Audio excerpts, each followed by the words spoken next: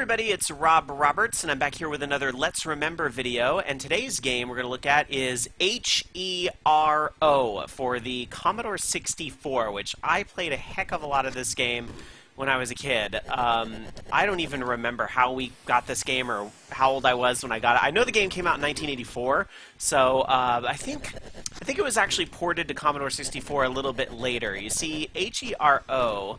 was originally for the Atari 2600, and they actually ported it to a bunch of systems, and the Commodore 64 is one of those systems. So this is where I actually discovered the game.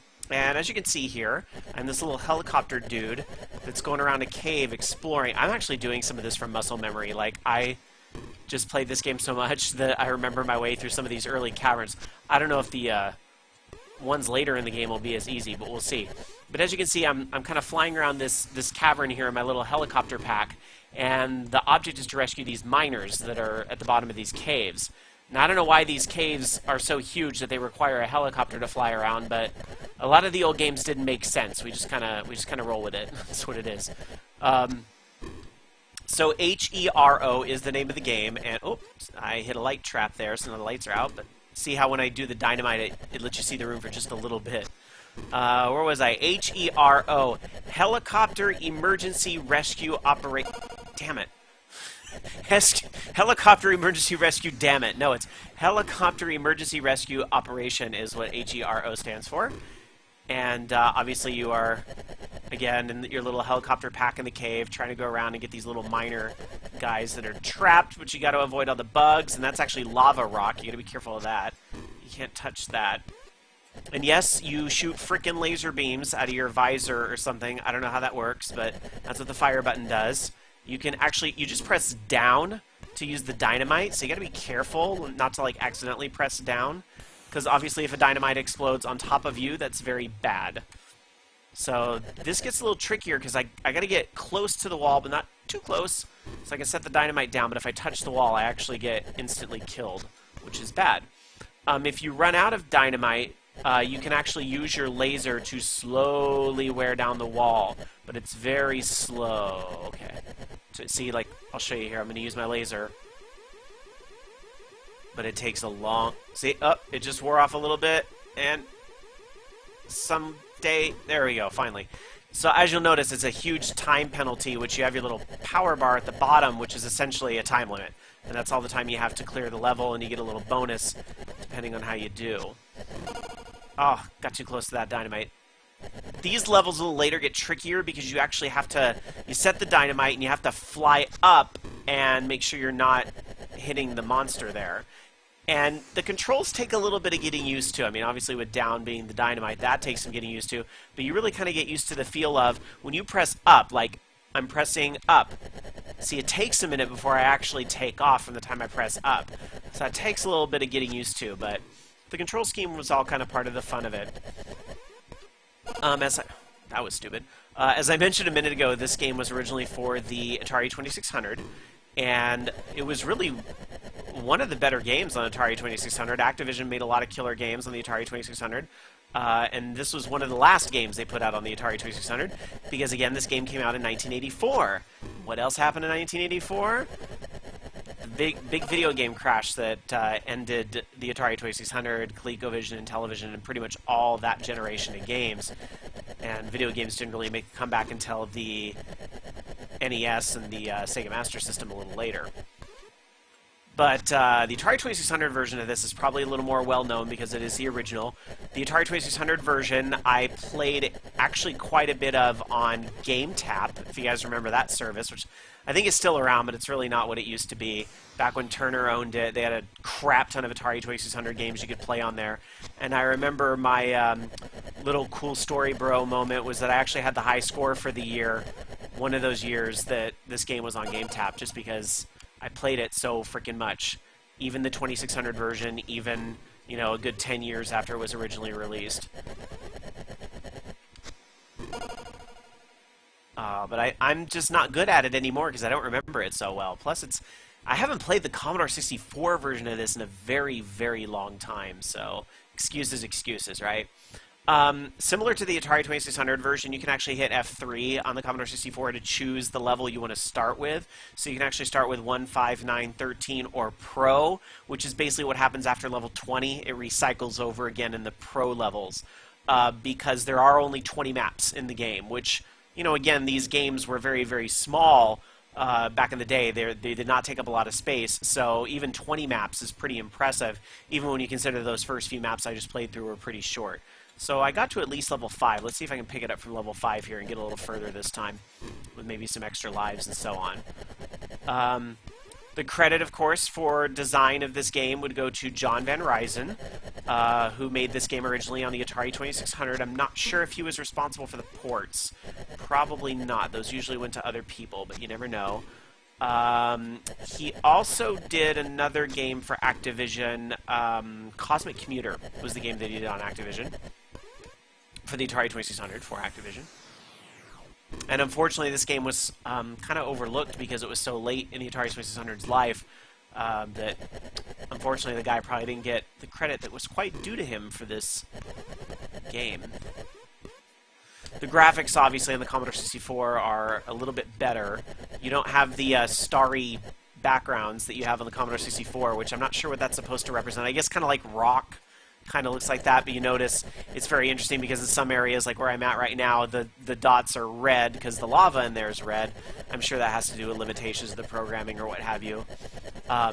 Also, and I should have said this up front, the video might look a little funny because I know that the Commodore 64 portion of the screen doesn't look like it's taking up the full screen, but it actually is.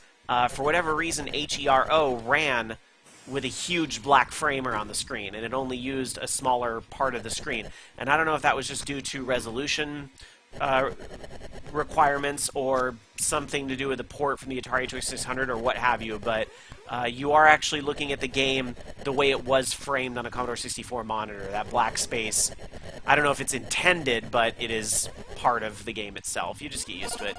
It really wasn't a big deal when you were like 7 or 8 years old playing this game. Those are supposed to be snakes. I didn't know that until I was going back and reading the manual for this game. Let me go back up to that screen. I don't want to get eaten by it. That's a snake. I always thought that was like a little grabby hand coming out to get you, but it's actually a snake in the manual. Who knew? It looks more like a grabby hand.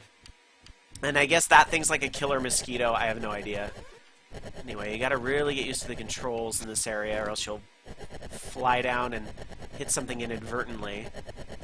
I wonder if this is one of the levels that finally gets down into the water. Looks like I'm going quite a ways down here. Yeah, there you go. You have your radioactive water or whatever that's supposed to be at the bottom, so you can't touch that. But you can touch that guy. That's your trapped miner in this gigantic cave. Other ports of this. It was on a lot of systems at the time. It was on the 5200 as well as the 2600. It was on ColecoVision. I think Apple probably had a green screen port of it. ZX Spectrum, MSX both had versions of it. And an early Sega system. Not the Master System, but the Sega SG-1000 had a version of this, which was one of the predecessors to the Master System. Had a version of H.E.R.O, but they changed some things. He had a jetpack, not a helicopter. I don't know why they did that, and I haven't played that version, so I don't know why they did that, but they did. Oh no, I fell in the water. Let's see if I can at least beat this level. The old school Activision games on the Atari 2600, of course, had those like cool little patches that you could get. Do you guys remember that? The patches that you get. Damn it. Which I would not win one for how horribly I'm doing right now. You would get those little patches. I'll go back to, maybe I'll try a harder level. That was level 8, right? Let's try level 9. I'll die more. You could actually get a patch sent to you in the mail. It was like old school achievements back on the 2600. Like actual things, and dudes would like have their jackets, and some ladies would have their jackets with the patches and all that decked out that they won from, you know, mail order with Activision and so forth. 75,000 points was the goal you had to hit. Not the lava you had to hit. The goal you had to hit was 75,000 points. Oh my god, I used to be so much better at this. You guys are never going to believe my story about the high score on GameTap. I think that's really because, like, nobody played it. Everybody was too busy playing King's Quest on GameTap and whatever else they had on there back in the day. Space Quest, Heroes Quest, all those awesome games. not the old Atari 2600 stuff. Although my friend in high school, I'm pretty sure he had this game. I know in my last 2600 video, I talked about a friend of mine I had like in grade school, but a friend of mine in like junior high had a crap ton of Atari 2600 games as well, and I'm pretty sure they had H.E.R.O. But Commodore 64 was my earliest memory of the game, which is why it's what I'm playing now. Oh, gosh, see, this is where things get difficult because you have to you have to keep pressing up, but the way he flies up and down is so strange with the physics. I'm going to try that again, see if I can beat that level without hitting the lava so damn many times. Spoke too soon. Get a little closer, but not too close. So GameTap may not have all the old stuff like it used to have, but you can actually play this game, and some of you might know this game from Microsoft Game Room. Remember Game Room? I sure do, because I kind of miss it, and I really wish they had kept it around a little longer than they did and put more games out for it. But they did at least get a crap ton of Atari 2600 games out for Microsoft Game Room in the time it was around, and H.E.R.O. was one of those games. So I have this on the Xbox 360, as I'm sure some of you out there might have it as well. But again, that's the Atari 2600 version, which it plays almost exactly the same, but it just looks like, you know, the Atari 2600 games are very blocky. Like, you wouldn't have the rock-looking texture. It would just be like the flat yellow is all you would see. But otherwise, it pretty much looked the same. Damn it. Let's see if I can do this.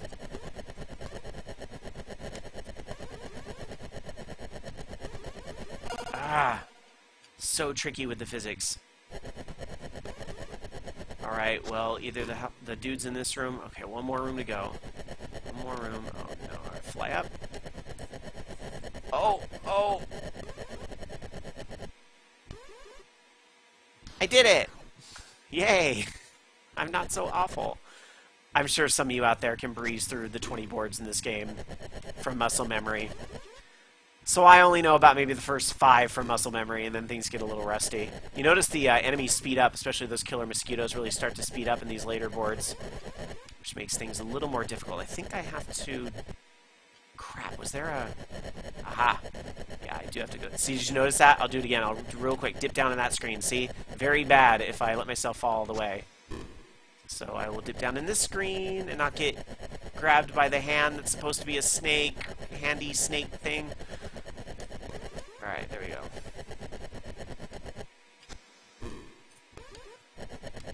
One other silly little fact about this game that I can share before we wrap up is the name of the H.E.R.O. in this game is Roderick Hero was his name, and the old school Atari 2600 manual has like a representation of him, and the box art I'm sure is supposed to be a representation of the hero as well, which you can see up there. His name is Roderick H.E.R.O, which of course for short would be our hero. Yep, gotta love these games and their stories in the 1980s. Oh, it's a boat level. But again, you have to hit up early. That one's tricky. You have to hit up early or you might not actually go where you want to go and you fly right into the lava rock. So figuring out the physics of this game is like half of getting good at it, which is the half I need to work on apparently. I'd be level 10. Level 10 was easier than level 9. I didn't die, right? Because I was already out of lives. Let's see how much further I can get. Oh, killer mosquitoes are getting very fast. Oh, too close. Zap, touch the wall. Game over. Oh, well, there you go. There it is. H.E.R.O. Helicopter Emergency Rescue Operation on the Commodore 64. A trip down memory lane for a game I wanted to remember. And, yeah, if you want to check this out, I mean, and you got a 360, they didn't shut Game Room down. You can still check it out on there. And Game Room allows you at least one free play of the games before it makes you buy it. So there's always that. So you can check this out in a perfectly legal fashion without using emulators and all that. So go check that out on Game Room. We will do more of these Let's Remember videos in the future. Thank you for all the comments so far. I really appreciate it. And if you like these videos, remember, rate, comment, subscribe, all that good stuff. I really appreciate the constructive feedback.